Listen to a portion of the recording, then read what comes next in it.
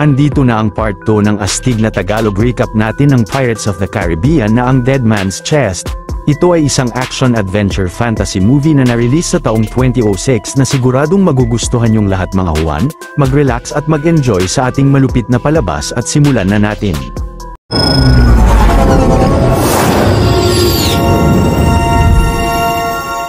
Sa Turkish prison kung kailan nagtatapon ng mga bantay ng mga bangkay sa dagat ay ginamit ni Captain Jack Sparrow ang isa sa mga kabaong upang makatakas sa kulungan. Pagbalik niya sa kanilang barko na ang Black Pearl ay biglang kinuha ng unggoy na si Jack ang mapa sa kamay niya pero agad na nabaril niya ito. Pinaliwanag ng kapitan sa mga crew niya na may nakaguhit na susi sa mapa at kailangan nilang mahanap yun pati na ang treasure chest na mabubuksan nito. Pagkatapos ay kahit hindi gumagana ang compass ni Jack ay inalam niya rito kung saang direksyon sila tutungo. Paglalim ng gabi ay naghanap ang bida ng rum sa lower deck ng barko nila at nagulat siya na makita roon si Bootstrap Bill Turner. Pinaliwanag ni Bootstrap na pinili raw niya noon na maging isa sa mga sinumpang crew ni Captain David Jones mula nang ginawa siyang bala sa kanyon ni Barbosa at lumubog sa karagatan. Ngayon ay pinapunta siya roon ng kapitan nila dahil nagkaroon din sila ni Jack ng kasunduan dati. Ito ay nang matapos iangat ni Jones ang Black Pearl mula sa ilalim ng karagatan ay pagkatapos ng 13 years ay magiging crew na rin nila siya at ngayon na ang oras na yun. Kung tatakas si Jack kay David Jones ay hahanapin siya ng dambuhalang halimaw nito na ang The Kraken at papalubugin niya uli ang Black Pearl sa dagat na kasama siya. Bago umalis si Bootstrap ay iniwanan niya ang bida ng Black Spot sa palad na ang magiging marka upang tugisin siya ng Kraken. Nagmadaling sinabihan naman ng kapitan ang lahat ng crew niya na maglalayag sila papunta sa pinakamalapit na lupa na maaari nilang madaungan. Bigla namang kinuha ng unggoy ang sombrero ni Jack at tinapon sa dagat. Samantala si Will Turner ay pinadakip ni Lord Cutler Beckett ng East India Trading Company at si Elizabeth Swan na hinihintay ang lalaki sa kasal nila ay pinuntahan siya kasama ng mga tauhan ni Beckett. Subalit maging ang babae ay pinaaresto niya dahil sa pagtulong nila na mapatakas si Jack Sparrow na nagkasala laban sa British Crown Empire. Pati si Commodore Norrington ay pinapaaresto rin ni Beckett pero sinabi ni Governor Swan na nag-resign na raw siya ilang buwan na ang nakakalipas. Maya-maya ay pinapunta ni Lord Beckett si Will sa opisina niya at inalok siya ng kasunduan na kunin ang compass ni Jack Sparrow. Kapalit nito ay ang letters of marque na magbibigay sa kanya at kay Elizabeth ng kalayaan pati na ang lisensya ni Jack na makapagtrabaho sa ilalim ng East India Trading Company. Kinabukasan ay pinuntahan ng lalaki sa gallows ang kanyang kasintahan at sinabihan siya na plano niyang pumunta sa Tortuga upang kunin ang compass kay Jack nang sa gayon ay ibaba na ang mga sintensya sa kanila. Samantala ang sombrero ni Jack na naanod sa karagatan ay nakuha ng mga mangingisda subalit ang maliit na barko ng mga ito ay malakas na hinila sa ilalim ng dagat ng dambuhalang halimaw na ang Kraken. Maya-maya si Will ay pumunta ng Tortuga upang alamin kung nasaan si Jack ngunit sinampal lang siya ng isang babae roon. Pagkatapos ay sinimulan na lang niyang ipagtanungan ang lokasyon ni Jack mula sa mga mangingisda sa iba't ibang lugar. Hanggang sa ang isa sa mga ito ay nakita ang Black Pearl sa Isla Pelagostos at tinulungan niya si Will na makapunta roon. Pagpunta ng lalaki sa isla ay napansin niyang walang kahit sinong crew ang nasa barko. Kaya't naglakad si Will papasok ng kagubatan ngunit biglang natali ang paa niya sa trap ng mga native Pelagostos at agad na pinatulog siya ng mga ito. Pagkatapos ay hinarap ng mga native ang lalaki kay Jack na ang tinuturing nilang chief ng kanilang tribo. Pero ang bida ay binulong kay Will na iligtas niya siya at pinag-utos sa mga Pelagostos na dalhin ng lalaki sa kanilang bone cage kasama nina Josh Shami Gibbs at ng iba pang crew ng Black Pearl. Pinaliwanag niya na ginawang chief ng tribo si Jack dahil pinaniniwalaan nilang isa siyang Diyos na nakakulong sa katawan ng tao.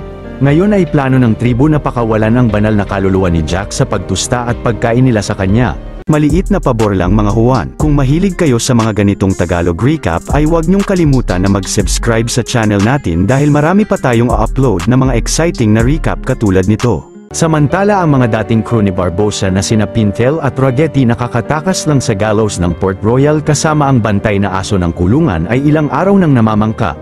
Hanggang sa nakita nila ang Black Pearl sa Pelagostos Island at agad na pinuntahan nilang dalawa ito upang angkinin at ilayag sa karagatan. Maya-maya ang buong tribo ng Pelagostos ay sinimulan na ang paglitsyon kay Jack habang sina Will at ang iba pang crew ay nag-swing sa cage upang makakapit sa mga baging na nasa kabilang parte ng bangin. Ngunit ang isang crew sa isa pang cage ay nakahawak ng ahas na kinabitaw nilang lahat sa baging at nahulog sa bangin ang buong grupo nila.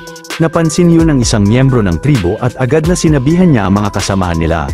Dahil rito ay naantala ang paglitsyon ng mga cannibal kay Jack at pag-alis nila ay agad naman na nakaalis rin siya roon. Ngunit ang mga babaeng miyembro ng tribo na naiwan sa lugar ay pinagbabato ng prutas si Jack ng maraming beses at tumusok ang mga ito sa tubo na nakatali sa kanya. Kalaunan ay nagmadaling tumalon ang bida papunta sa kabilang parte ng bangin subalit nahulog siya rito dahil sa bigat ng mga prutas na nakatarak sa tubo. Pero dahil sa pagbagsak niya sa mga tulay ng mga peligostos ay ligtas na bumagsak siya sa lupa. Sa kasalukuyan na yon sina Will na nagawang makaakyat sa mataas na parte ng isla ay galit na sinugod ng napakaraming miyembro ng tribo. Nagmadaling pinagulong naman ng grupo nina Will at Gibbs ang bone cage nila palayo sa mga peligostos, hanggang sa bumagsak sila sa isang ilog at doon nasira ang bone cage habang inaatake sila ng mga palaso at sibat ng mga native ng isla. Ilang saglit ay nagawang makabalik nina Gibbs sa Black Pearl at nadatna nila sa pangpang sina Pintel na sinisimulan ng ilayag ang barko. Pagtakbo roon ni Jack habang hinahabol ng napakaraming Peligostos native ay nagmadaling sumakay sina Will ng Black Pearl at nagawang makakapit ng bida sa ship bago makalayo ng isla. Ang aso naman na naiwan sa lugar ay nagmadaling tumakbo palayo dahil siya naman ang hinahabol ng mga cannibal. Pagsapit ng gabi ang ama ni Elizabeth na si Governor Swan ay tinulungan siyang makatakas sa gallows. Plano raw ng governor na isakay sa isang barko ang anak upang makatakas sa Port Royal subalit agad na tinapos ng tauhan ni Beckett na si Mercer ang kapitan ng barko. Ilang saglit ay napansin ng lalaki na wala na sa karuwahe si Elizabeth. Pumunta pala ang babae sa opisina ni Lord Beckett upang kunin roon ang letters of marque at tinutukan niya ng baril si Beckett. Pagkatapos ay puwersahang pinalagyan ng seal at pinapirma niya sa lalaki ang dokumento nang sa gayon ay magkabisa ito. Subalit sinabihan siya ni Lord Beckett na upang mabigay niya ang kalayaan ni Will ay kailangang mapunta sa kanya ang compass ni Jack. Kinaumagahan ay palihim na sumakay ang babae sa Edinburgh Trading Cargo Ship habang nakadisguise na isang crew ng barko. Pero ang naiwanan niyang kasuotan roon ay pinagkamalang pagmamay-ari ng ligaw na espiritu dahil ang pagkakaalam ng mga crew ay wala silang kasamang babae sa ship. Sa sunod na eksena sina Pintel at Ragetti ay napagdesisyon ng maging mga crew ni Jack. Sinabihan naman siya ni Will na kailangan niya ang kanyang compass upang mapalaya si Elizabeth sa gallows. Pero pinaliwanag ng kapitan sa lalaki na kapag nahanap nila ang susi na yun ay makakagawa sila ng paraan na mapalaya ang kasintahan niya. Maya-maya sina Jack kasama ang ilang crew ay namangka sa Pantano River ng Cypress Forest at dito natanong ni Will kay Gibbs kung bakit natatakot ang kapitan sa karagatan. Sumagot siya na ito ay dahil sa dambuhalang sea creature ni Davy Jones na ang The Kraken. Hindi nagtagal ay narating ni na Jack ang treehouse ng voodoo priestess na si Tia Dalma. Nais raw nilang malaman ang mga impormasyon tungkol sa susi sa mapa dahil hindi nila ito mahanap gamit ang kompas at ang kabayaran ay ang sinumpang unggoy na si Jack na hindi namamatay. Pinaliwanag ni Tia Dalma na ang tinuturo lang ng kompas ay ang mga bagay na talagang ninanais nila. Ang mabubuksang treasure chest naman ng susi ay naglalaman ng puso ni Captain Davy Jones. Nagawa ito ng kapitan dahil labis na nasaktan siya nang mawala sa kanya ang babaeng minahal niya. Pagkatapos ay tinago ni Jones ang baul at laging dinadala ang susi nito kahit saan siya magpunta. Ilang saglit ay nakita ng babae sa bida ang black spot ni Jack sa palad at naisipan niyang bigyan siya ng isang garapon ng lupa. Dahil tuwing pagkatapos lang ng 10 years nakakababa ng lupa si Davy Jones ay kailangang dalhin raw ni Jack ang garapon bilang simbolo ng proteksyon. Si Will at ang kapitan naman ay napagdesisyonang puntahan ang ship ni Jones na ang Flying Dutchman at gamit ang mga sipit ng mga alimango ni Tia Dalma ay tinuro niya ang lokasyon ng barko. Samantala si Elizabeth sa cargo ship ay ginawang tila puppet ang kasuotan niya upang paniwalain ang mga crew na galing nga ito sa isang ligaw na espiritu at upang hikayatin sila na magtungo sa isla ng Tortuga.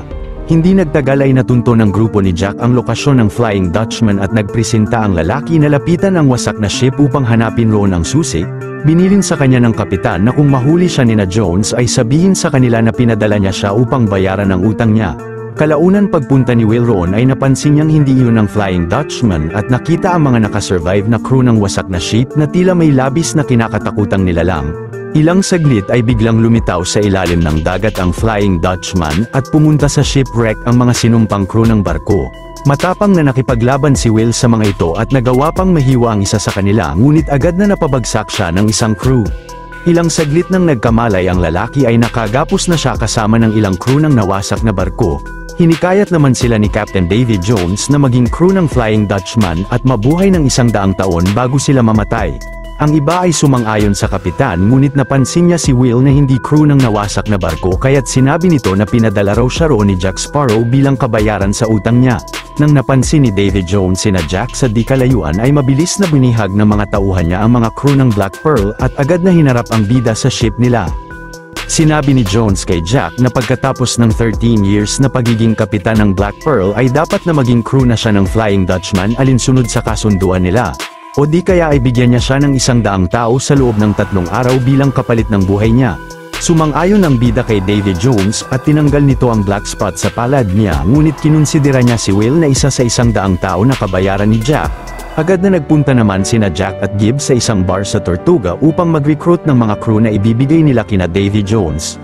Ngunit galit na nilapitan si Gibbs ng dating Commodore ng Port Royal na si Norrington at sinabing dahil sa paghahanap niya sa kanila sa karagatan ay nawasak ng isang buhawi ang buong Dauntless ship niya kasama ng kanyang mga crew. Kaya't napagdesisyonan raw ni Norrington na magbitiw sa posisyon dahil sa kahihiyan at malakas na tinaob ang lamesa ni Gibbs. Si Jack naman natatakas sa lugar ay agad na tinutukan ng baril ng lalaki pero pinigilan siya ng mga kalalakihan sa paligid. Tumama ang bala niya sa alak ng isang lalaki roon at dito na nagsimulang mag-away-away ang karamihan sa mga taong umiinom sa bar. Matapang na nakipag-espadahan si Norrington sa ilan sa mga ito habang sina Jack at Gibbs ay ginamit ang pagkakataon na yon upang makatakas. Ilang saglit ay dumating si Elizabeth sa bar at tinulungan niya ang dating Commodore na makipaglaban sa mga kalalakihan at pinalo sa ulo niya ang hawak na bote. Pagkatapos ay tinapo ng mga ito si Norrington sa kalapit na babuyan roon. Nilapitan ni Elizabeth ang lalaki ngunit minamatyaga na pala sila ni Mercer sa di kalayuan.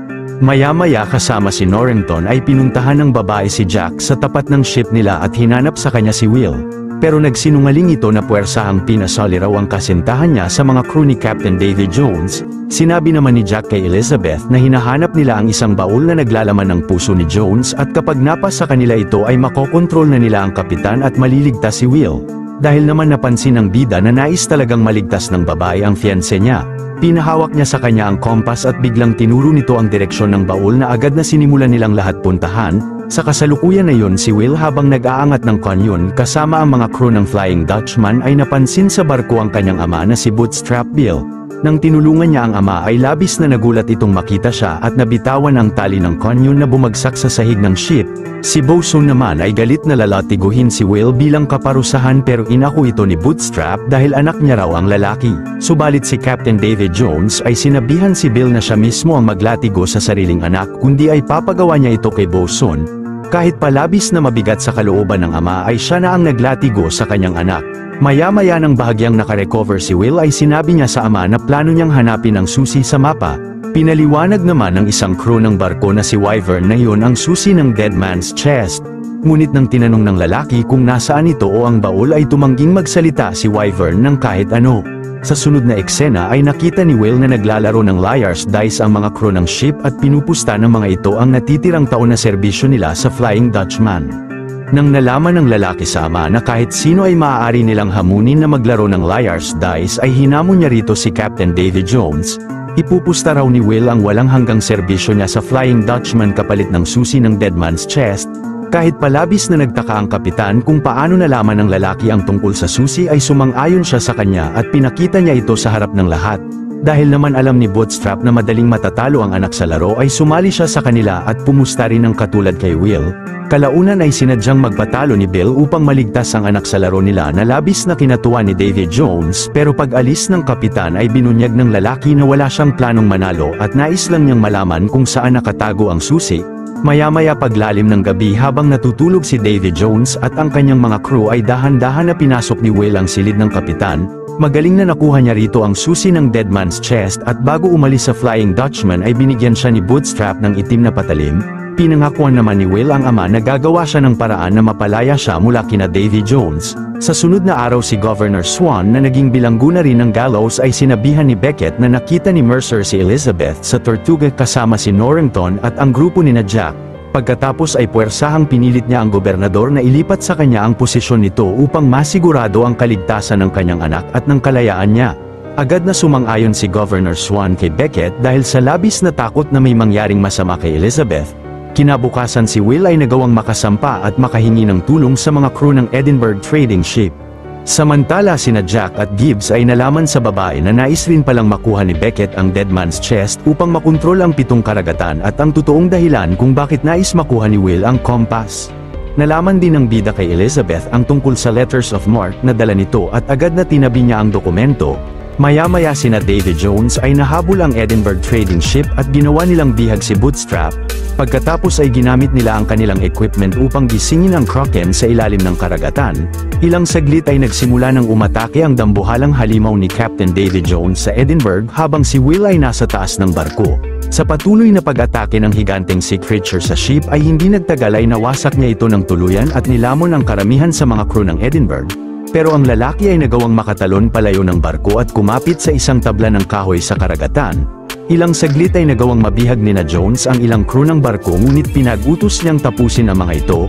Si Will naman ay palihim na sumampa sa Flying Dutchman habang si Jones ay nagplanong puntahan ang isla kung saan nakatago ang puso niya. Sa sunod na eksena sina Jack ay nakarating sa Isla Cruces at gamit ang compass na hawak ni Elizabeth ay nalaman nila kung saan nakalibing ang Dead Man's Chest ni Captain Davy Jones. Hindi nagtagal ay nakarating na rin sa isla ang grupo nina Jones at pinalubog niya sa ilalim ng dagat ang Flying Dutchman. Ilang saglit si Will ay nilapitan sina Jack at hinagkan si Elizabeth. Nang bubuksan niya ang baul upang saksakin ang puso ay pinigilan siya ni Jack dahil kapag namatay raw si Jones ay wala nang makakatawag sa Kraken. Subalit si Norrington ay planong dalhin ang baul kay Beckett upang makabalik sa dating buhay niya. Dito na nagsimulang maglaban ang ispadahan ng tatlo kung sino sa kanila ang dapat na kumuha ng Dead Man's Chest pati na ang susi. Subalit habang nagkakaroon ng matinding bakbakan ng ispadahan sina Jack ay sinamantala ni Ragetti ang pagkakataon na yon upang kunin ang baul. Kalaunan ay nagawang makuha ng bida ang susi kay Will at nagmadaling tumakbo sa wasak na simbahan ng Isla Cruces pero agad na sinundan siya rito ng dating Commodore upang pigilan na makalayo. Nakuha niya kay Jack ang susi ngunit mabilis na naagaw ito sa kanya ni Will at silang dalawa naman ang naglaban ng ispadahan. Hindi nagtagal ay nakuha ni Jack ang susi kay Norrington at pinaliwanag sa kanya na si Will ang dahilan kung bakit siya nakatakas noon sa Port Royal at inagaw pa ang babaeng mahal niya. Dahil dito ay nakipaglaban ng eskrima kay Will ang dating Commodore nang may labis na galit habang ang bida ay tumakbo palayo ngunit nahulog siya sa isang hukay roon. Sa patuloy na pag-iispadahan ng dalawa sa taas ay biglang natanggal ang treadmill ng simbahan at gumulong ito kay Jack na kinahulog ng susi sa kanya at kinauntog niya ng malakas sa treadmill. Sa kasalukuyan na yon ang mga sinumpang crew ni Captain Davy Jones ay nakaahon na mula sa karagatan habang si Elizabeth ay hinarang sina Ragetti at Pintel. Ngunit nang sinugod sila ng mga crew ng Flying Dutchman ay biglang nabangga ng dalawa sa puno ang baul at dahil naabutan sila ng mga tauhan ni Jones ay buong tapang na kinalaban nila ang mga ito na kasama ang babae. Samantala sina Will at Norrington na nag-iispadahan pa rin habang gumugulong ang treadmill ay nagmadaling hinabol ni Jack at bago makalayo ay nakuha niya uli rito ang susi. Ang isang crew naman ni Jones ay nakita sa daan ang baul pero ang bida ay mabilis na binato siya ng buko sa ulo. Pagkatapos ay binuksan niya ang Dead Man's Chest upang kunin rito ang puso ni Captain Davy Jones at bumalik si Jack sa bangka nila at agad na tinago sa garapon ng puso.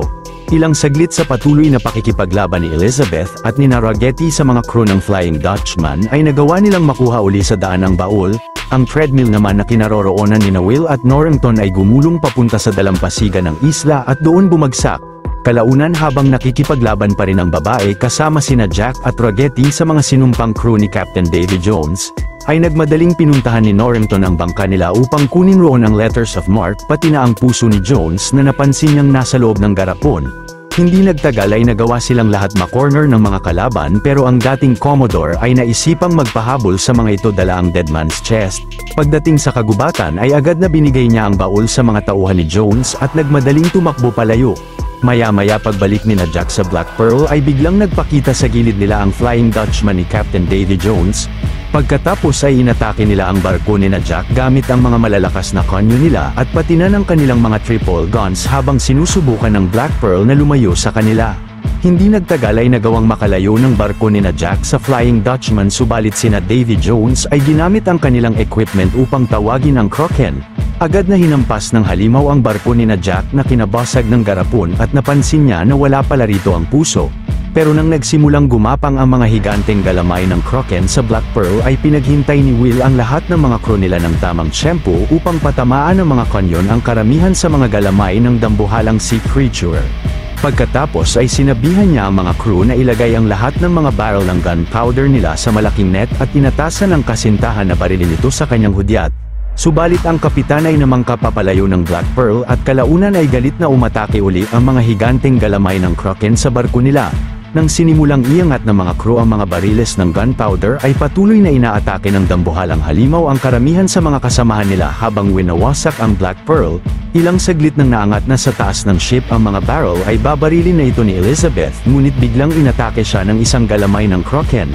Ilang saglit ay bumalik si Jack sa Black Pearl at siya na ang bumaril ng mga bariles sa taas na kinatamo ng matinding pinsala ng mga galamay ng higanteng sea creature at napilitan itong lumubog uli sa dagat. Nagmadaling sinabihan naman ng kapitan ang lahat na sumakay sa lifeboat dahil aabandunahin na nila ang Black Pearl. Bilang pasasalamat ni Elizabeth sa pagbalik ni Jack para sa kanila ay hinalikan niya siya pero paraan niya lang pala ito upang igapos ang kapitan sa barko dahil siya mismo ang target ng Kraken. Nang sa gayon ay wala nang mapahamak sa kanila nang dahil sa kanya habang namamangka sila palayo ng Black Pearl. Kalaunan ay naisipan ni Jack na ibuhos sa kamay ang langis ng lampara roon upang matanggal ang gapos niya at hindi nagtagal ay galit na bumalik ang higanteng halimaw sa barko. Tumalsik sa bibig nito ang sombrero ni Jack na agad na kinuha niya at pagkatapos ay buong tapang na inatake niya ang dambuhalang nilalang gamit ang kanyang espada. Hanggang sa unti-unting winawasak nito ng tuluyan ang buong Black Pearl palubog sa gitna ng karagatan kasama ang kapitan. Sa kasalukuyan na iyon si Norrington ay pumunta sa tanggapan ni Lord Beckett at binigay sa kanya ang letters of marque pati na ang puso ni Davy Jones. Sa sunod na eksena si Jones ay labis na nagalit na makitang wala sa baul ang puso niya. Pagsapit ng gabi ay pumunta sina Will sa treehouse ni Tia Dalma at doon nag-toast para kay Jack dahil sa pagiging mabuti at magaling na kapitan niya sa kanila. Nang nasabi ni Will na kung may paraan lang na mabalik si Jack ay tinanong siya ni Tia Dalma at ang mga kasamahan niya na kung willing ba silang maglakbay sa dulo ng mundo o ang World's End upang mabalik lang ang kapitan nila pati na ang Black Pearl. Hindi naman nagdalawang isip sina Gibbs at ang lahat ng mga crew na sumang-ayon kay Tia Dalma. Pagkatapos ay sinabi ng babae na kailangan nila ng isang kapitan na gagabay sa paglalayag nila sa mga karagatan at ito ay si Captain Hector Barbosa na labis na kinagulat ni Will. Sa post-credit scene ay makikita ang aso na ginawang bagong tribe chief ng mga Pelagostos native. Dito na nagwawakas ang istorya ng pelikula. Kung natuwa at nagustuhan nyo ang ating tinampok na pelikula ngayong araw ay maaari nyo rin panuorin ang iba pang mga Tagalog recaps natin sa main page ng ating channel, at syempre huwag nyong kalimutan na mag-like, subscribe at mag-hit ng notification bell dahil marami pa tayong tatampok na exciting na mga pelikula sa mga susunod na linggo. See you on the next one mga Juan.